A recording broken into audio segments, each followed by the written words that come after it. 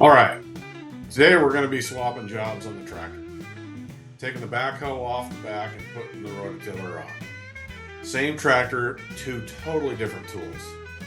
Let's get into it.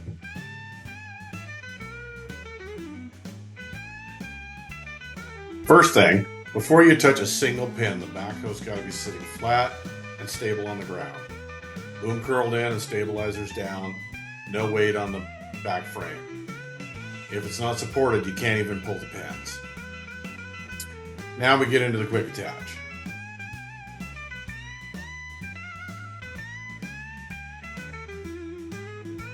There's two top pins. Pull those out and lift the backhoe out of the lower brackets using the support legs.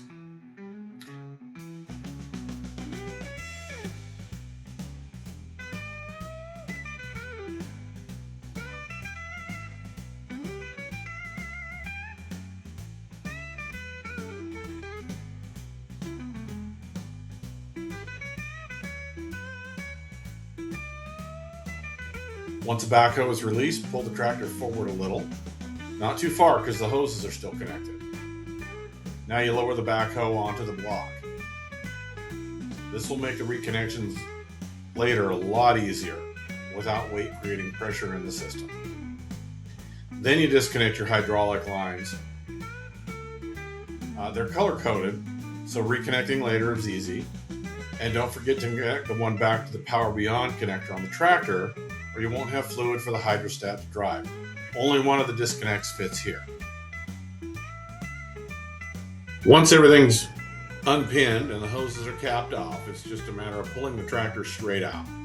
The backhoe stays put on the block, and next we have to install the 3-point arms to the tractor. After that, we can install the tiller. The 3-point arms have lower mounts on the tractor, upper mounts on the tractor, and then they have a pivot arm that controls the side-to-side movement. Get all of those connected to the tractor itself, then we can back the unit up against the rototiller and go from there.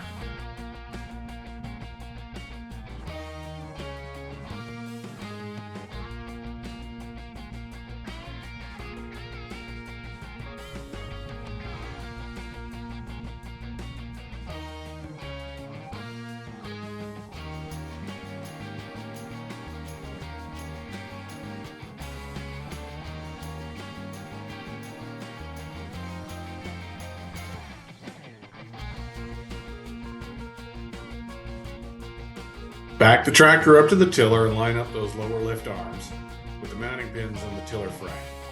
This is the part where it pays to go slow. Get one side started, then work the other. Pin in both lower arms first. Once those are locked, grab your PTO shaft and slide it onto the tractor's PTO stub. That's what's actually going to spin this thing and turn the tines. Last connection is the top link, right up at the top center of the hitch. This sets your tiller's pitch. Too steep and it'll dig in on one end, too flat and it won't bite the ground at all. Get it level, pin it, and you're locked in at all 3 points. Double check your drive shaft, make sure that it's fully engaged and locked on. And that's it. Backhoe's off, rototiller's on. Same tractor, totally different job. This took longer to explain than it actually takes to do it. Happy tilling.